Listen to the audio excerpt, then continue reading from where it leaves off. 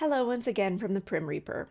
This is just going to be a relatively short video as I am quite busy over the holidays and could honestly use a break. This video is going to be a little less intellectually rigorous and a little more storytelling and updates on things going on in my personal realm, but this feels a little more seasonally appropriate anyway, like inviting you all into my world a bit. As many of you know, I now work as a counselor for the Canadian Centre for Men and Families here in Alberta. I have been doing this work for about a year and a half now, and have helped many men through many different concerns. I average about 10 sessions a week, and I'm just working part-time due to balancing work and family. I may one day make a video or two about common concerns I see, and some strategies I use to work through those problems, if anyone would have interest in such a thing. In exciting news, I just completed a Triple P parenting certification and will in the new year begin putting on group sessions for parents, again, usually newly single fathers, to learn strategies in how to effectively manage their children and build effective disciplinary techniques. It's been a very busy time, but I'm excited with all of the tangible work we've been able to do with men in need in the area. I wish it weren't so restricted to Alberta, but alas, jurisdictional rules and all that. Another exciting thing I've been helping to do is in connecting with other agencies and talking to them about the work we are doing.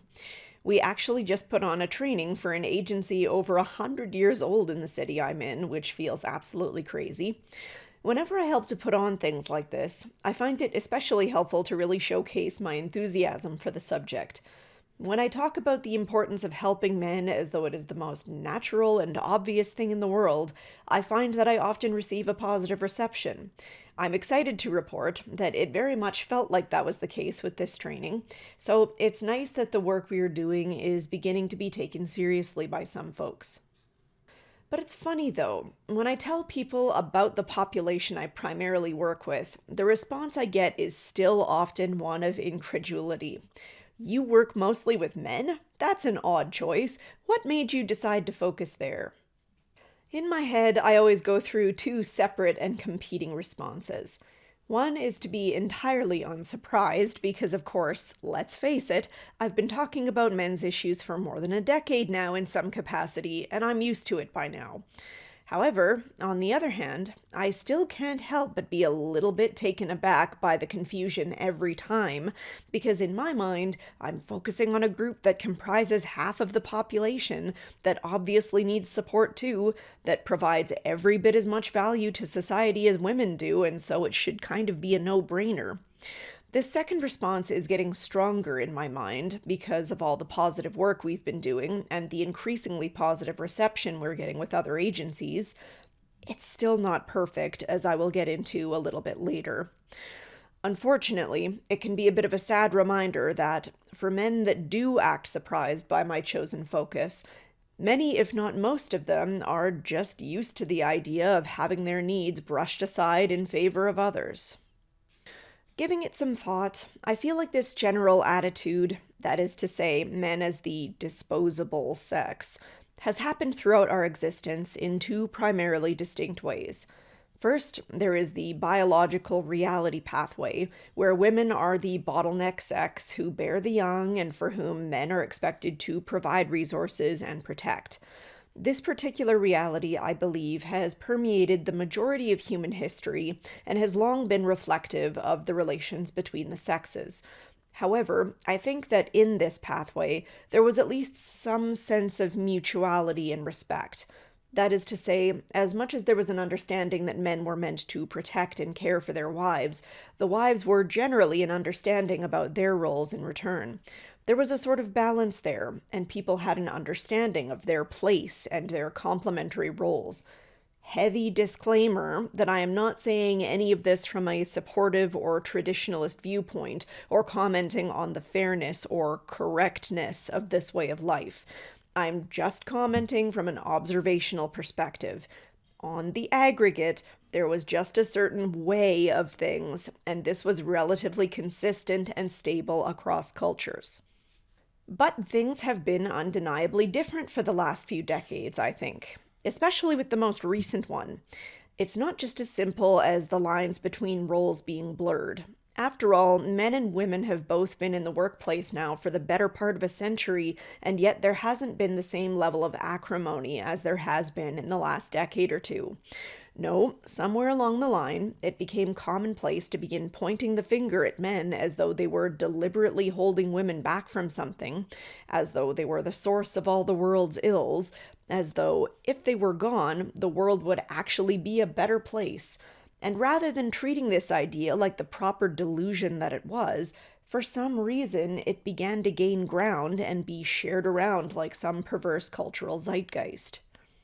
Unfortunately, the result seems to have been that men, left without a true sense of purpose in life, either began to experience an unfair sense of guilt or depression about themselves, or began to experience anger and seclude themselves as outcasts.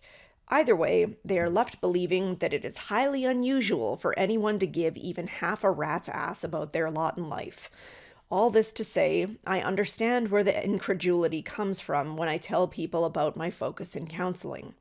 It seems like people who genuinely care enough about men to actively speak out and advocate on their behalf is so vanishingly small that it warrants some surprise. And yet, despite everything I have just said, I find it odd that I have rarely met someone who espouses those sorts of misandrist, radical, feminist style of views I just mentioned, who truly has no man in their life that they care about. Though, when called out on it, they usually demur in some way. I got lucky. Of course I don't mean all men, etc., etc. Even further, I rarely meet anyone who even actually directly holds any of the truly radical views. Thank goodness. It tends to come out in more subtle ways, such as people getting noticeably defensive when you talk about building resources for men, or engaging in yes-butting. You know, yes, male victims of domestic abuse need support, but obviously women need it more. This attitude comes up frequently when we seek funding for our programs. I'm sorry to say that we have a recent example. We actually just learned that we were rejected for a major grant, even though its specific focus was exactly on expanding services that are underfunded and providing mental health support. Basically, this grant perfectly described our agency and what we are doing. However, and I quote, only funding proposals that demonstrated the strongest alignment to the city's mental health and addiction strategy would be supported. We in the biz know what this means by now, unfortunately. Men are still just not seen as a group in need of support. Unfortunately, this is not an isolated incident either. We have been rejected multiple times for many grants with the same reasoning, and I am quite sure we will be having upcoming rejections as well. It bothers me for multiple reasons. Of course, it bothers me on principle. As I've already said, I feel like men should be seen as an end in themselves, deserving of just as much care as anyone else.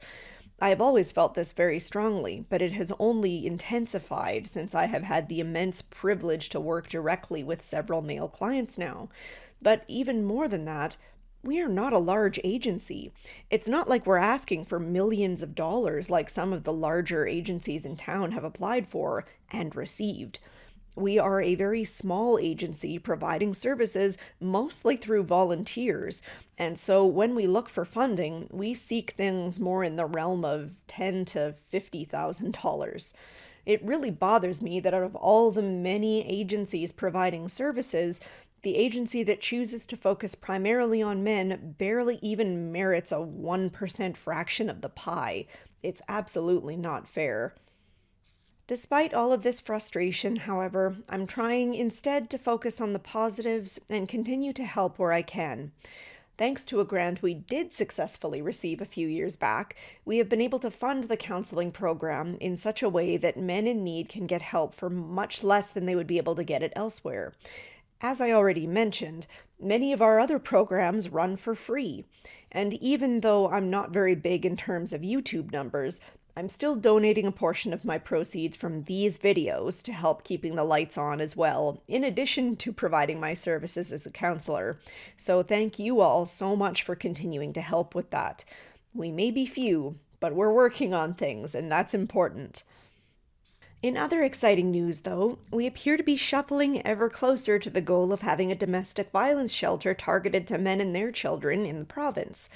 It's still preliminary. We haven't established exactly when or where it will be, but given the success of the shelter already in Toronto, I'm hoping that we will see similarly positive results here in Alberta whenever we decide to make that happen. As for me in particular, well, on top of my direct counseling work, I'm still trying to get through my provisional hours to become fully registered as a psychologist in the province. I'm doing a lot of different developmental training work, and I'm still momming full time as well. I also have some potential new channel ideas I'm really hoping that I can start getting to sometime in the next year, but I've had a hard time with it because it requires a lot of new art panels that I just haven't had time for with everything else going on. I feel a bit bad because when I started this channel, I initially wanted to make it a weekly thing, but it's been hard enough to keep up with it on a monthly basis sometimes. I strongly suspect that it's for that reason that I've never been able to beat the algorithm and go much beyond 10,000 subscribers.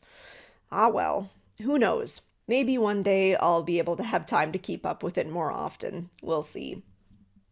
For now, I'll keep plugging away at the APA guidelines on men and boys and continue to pick apart any other annoying articles I find in the meantime.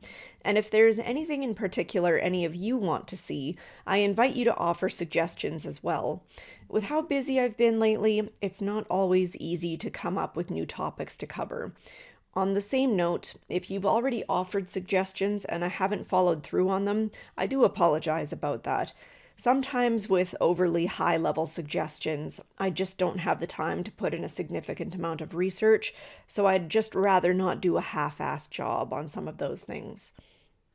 All this being said, this kind of wound up being a little bit like a video blog, and I'm sorry about that, but sometimes I feel like it's nice to share some of the tangible work I'm doing on the ground so folks know I'm not just all talk and no action. I'll try to get back to some more serious content in the next month when I've had a little time to recover from how busy things have been.